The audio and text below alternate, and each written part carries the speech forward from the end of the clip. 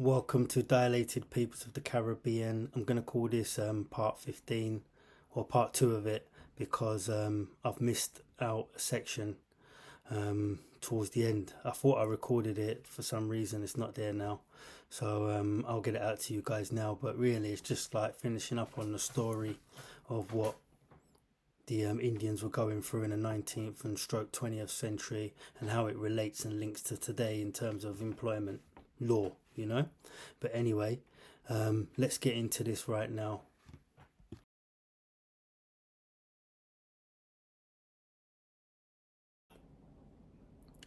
The British, in many ways, were intermediaries that swiped elevated levels of working age commission, but following suit were the Akatis. These were the men that were tasked with mass recruitment that would have seen Indians from far and wide fed lies, deceit, and furthermore be miseducated on leaving home. Many were kidnapped, forced, and coerced once trapped within portal locations. Reminiscence to slave markets of the past, Indians were reported to have been treated as if they were livestock by their own, along with the British seafarers that would, upon mail order, deliver to those that could facilitate this fresh human commodity across the colonial world to be profitably devoured. The boat journey would have been equally as horrific as the Chinese excursion. Mortality rates, ill health developed whilst on voyage, and disease were rife. Irrespective of religious background, faithful Indians that would have made it through the Indian Ocean, cruising past the ironically named Cape of Good Hope, to hitch right along the Atlantic sea crest with Africa, and finally to feel the rhythm and blues, soul-loving Caribbean trade winds, completing the test match of dismounting in the Caribbean, must equivocally be crowned champions of epic survival. So once again, like, we're echoing the sort of same pattern here. You know, it takes your own to sell you out sometimes.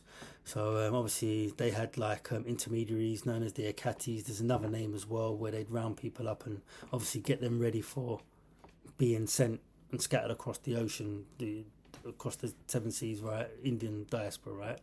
Now, I'm thinking to myself, if you have to go straight from Africa, it's a lot closer. Coming from India, China, those type of areas, the journey would have been twice as long. You've got to go around the whole of Africa. The Pacific Ocean is such a wide, massive, expansive space. No one really realizes how big the Indian Ocean, Pacific Ocean, that side of the world is. It's massive, right? So you had to come through there, then come through right up past Africa, and then from Africa onto the Caribbean. It would have been like it would have been twice as long, twice as unhealthy, twice as arduous, and you would have had to endure possibly twice as much as what the African slave did, because they only had to go half the distance, you know. So yeah, kudos to those people that made it through, and obviously their ancestors are still here today. Anyway, let's move on.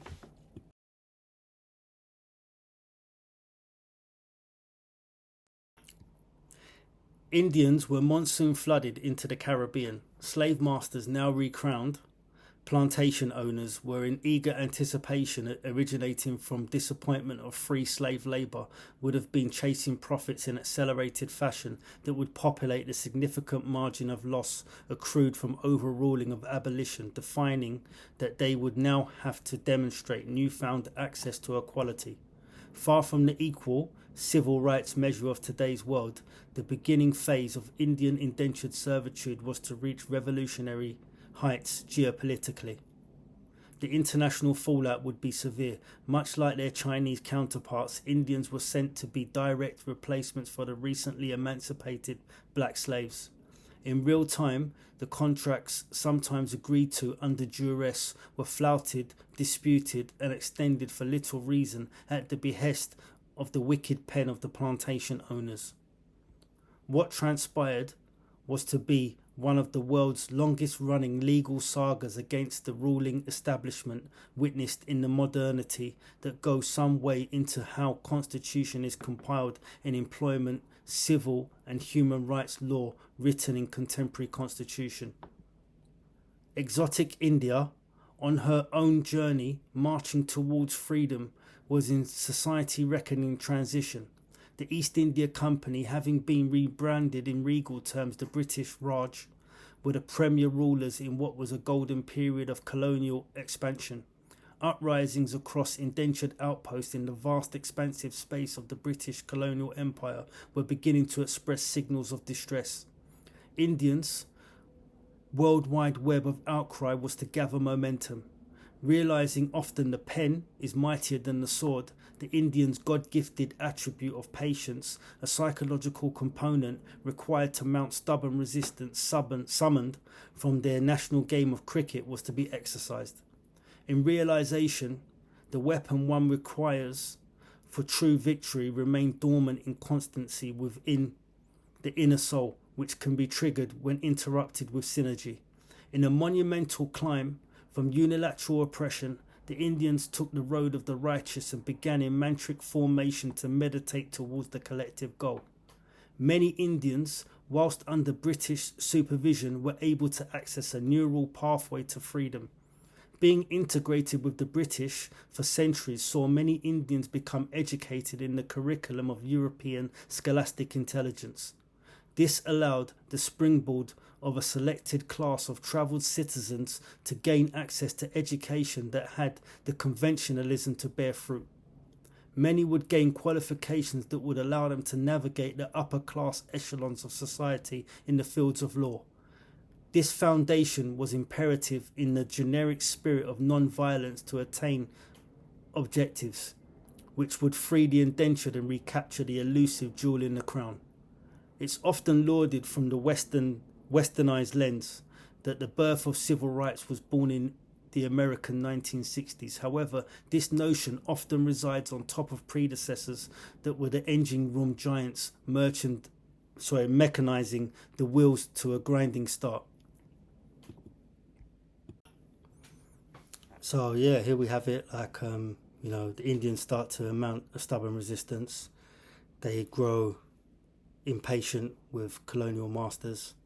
They realize that, they need to do something about the treatment that they're receiving worldwide and even within their country from the British, or you could say the colonial masters, whoever they were, may well be. And they decide to obviously stand up for themselves, but not through the conventional sort of sphere of violence. It was more a sort of universal or unilateral, as I put it, meditation towards attaining what it is that, or the objective, and that is to obviously gain back their sovereignty in full. Anyway, let's move on to the next passage.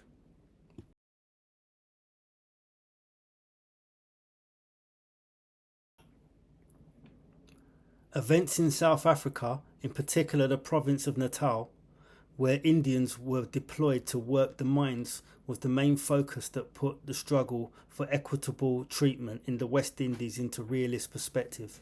However, without doubt, would have had its trickle-down effect as the global audience grew wisdom, guile, and tiresome of European dominance. Events reaching a simmering head towards the curtain call of the 20th century, as demonstration, dissidence and legal preparedness saw both naturalised Indian power elites, British Crown and the intermediaries begin to falter under the pressure of extreme dissatisfaction. This led to the initiative mass movement of disobedience that, if left uncuffed, could have seen the halting of output across the colonies, as rather than burn the sugarcane field, Indians had the intuitiveness to strike the overzealous where it pains most. Tactics against were carried out in performative silence. Workers without verbal notification would carry out duties close to standstill, go on hunger strike, be prepared to face incarceration, and invent politically scientific, purposeful mass demonstration in the face of extreme provocation to respond with outbreaks of violence. Eventually, the Indians, by coupling disruptive working practices alongside legal contests, began to suppress the masters of indentured servitude. Once again, in cold light of economic brutality, the Indian civil rights offensive forced the powers that be to concede they can no longer take advantage. In one fell swoop, with the dexterity of a mere Begum Bengali weaver, the unstitching process began to unseam the embossing of the British Raj from the embroidered fabric of the United States of what would become known as the Indian subcontinent. As the synergy of positive mental attitude assembled the roar of the tiger, the trampling effect of the elephant, and most savoury of all, the sting of the King Naja Naja.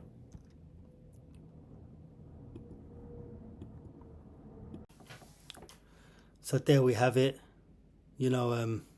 British education or westernized high society was always in tandem with the Indian high society. So anyone that was sort of plugged in or had good connections would have been travelled going back 200-300 years and would have been versed in education, eventually being a people that maybe do sort of look towards and worship, like deities of education, as I've read, right, through extracts, right, I know, like basic, or wisdom is education, right, like they obviously started to get into European law eventually, and a lot of them passed over to as solicitors, lawyers, etc., just in the legal realm, and obviously that helped them to sort of fight the Europeans from a legal perspective and not just the normal sort of military route. They were able to stand up to them in court and question them morale-wise, but from a lawful perspective. And also you had like a lot going on in South Africa because you had the segregation, you had like blacks being at the bottom, and then obviously they would have got Indians in to work the mines, but they wouldn't have been treated much better. But they managed throughout the whole world to sort of meditate and literally get together and just bring things to a halt if need be, but realised, let the colonial masters know that they weren't happy and something had to change. And eventually they got paid to the indentured servitude around about the starting of the First World War, which obviously the Europeans had a lot of attention on their own home at the stage, but it gave a little bit of space as well. You got to say that's a massive factor, but also the Indians were fighting very, very hard, and a lot of what they were doing back then is what people do right now for mass demonstration and maybe society disruption. It all stems from back then. It's not just like America in the 60s. Like these guys were big moves in terms of civil rights in South Africa and in their own place, and as far as field as the Caribbean as well, So it needs to be highlighted, and that's what I'm doing right here. I'm letting you guys know that, But it's something to be proud of as like a person of colour, And you never know, like we might have those roots anyway, right? But just saying, like, it's very something to be proud of, man. It's something to definitely be proud of. And because at the end of the day, man, they were like psychologically being oppressed and being made to feel they're not as good as their pale-skinned European counterparts, as a lot of the darker skinned people in the world. But the Indians had it really bad, the inferiority complex, and also their caste system before the UK probably even got there was linked towards like the lighter you are. When in my eye, the darker you are, the richer you look, some people, right? So, but that's to me, But the way the world is the other way around with a lot of old school mentality. And I don't think it's just colonial. I think it was always there. Like it's just been there for some reason, So it does take take two to tango, as they say, So I must sort of maintain that stance because, things don't work. Plus needs negative, positive, you know what I mean? You need both sides sort of working to make something like this happen, where darker skinned people. So I want to get into this, like the darker skinned people, the caste system, and all this sort of stuff. But it's another video. It's another video.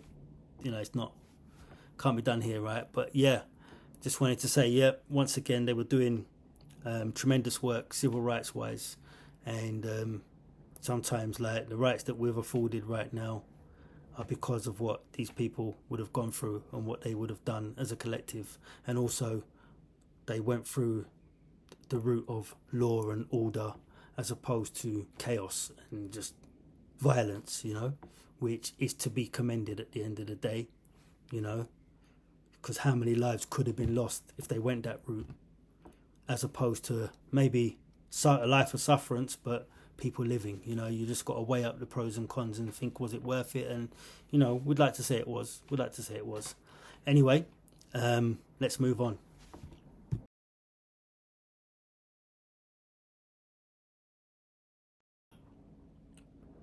Indentured servitude had reached its hell-burning cauldron of culmination.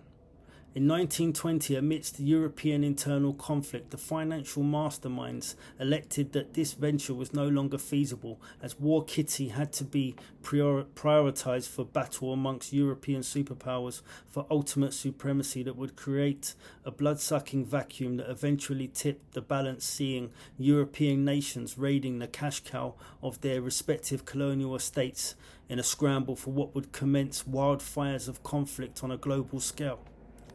This sway of existential attention signified the long overdue outlawing of the indentured servitude system, with ramifications of intercontinental consequence. Virtually 80 years, and somehow telepathically, Indians were relieved of employment enslavement. They were to become fully naturalised citizens throughout the British Empire. As for the Indian contingent in the Caribbean that by now had spread throughout the island chain, it was time for oil down and spice mass, as they were fully integrated with the majority black population. Matrimonial construct would have started long before release from subjugation, as Indian men would often appeal on cultural grounds that Indian felines would opt for indiscrimination when choosing the arrangement of true love. West Indian coolies, free from contract, now meant that freedom was given to delve into the demon of entrepreneurialism and bartering for investment booty beneath that of the next entrepreneur, which still to this day remains a pain for those who desire to maximise profits beyond that of the Solomonic mines.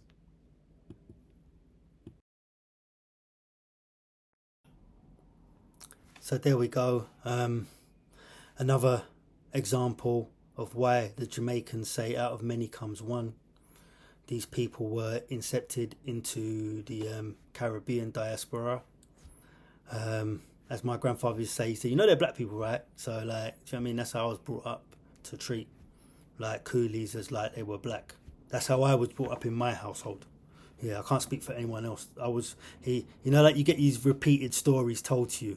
That I love them anyway, man, because maybe I was a bit of a historian, so I love my granddad's like repeated stories, right? But he always used to say, oh, I've been here, I've been there, and he'd get on a topic of Indians and coolie, and he'd say to me, you know they're black people, right?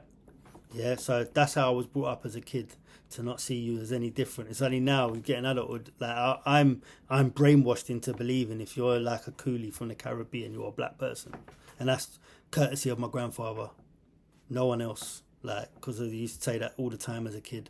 Do you know what I mean? You are black people. So that's how I was brought up, and that's how I've talked to you in adulthood. You maybe not have realised it, but that's how I've spoken to you, as always, you know. And it's nothing to like pat on the back. That's just how I was brought up. I was brought up to believe like an Indian person from the Caribbean, or a Chinese person from the Caribbean, or someone who's mixed with that heritage or whatever, they are black. That's how I was brought up, and I think that was good. It may not be sort of physically true, who knows, right? Who's saying? But that's how I was brought up. And that's what I was brainwashed into. And there's some people that are brainwashed into believing certain things that ain't right. But I think that was a good thing that my grandfather done inadvertently. He brainwashed me to believe that you people from the Caribbean, from Guyana to Cuba, in between, yeah, you are black.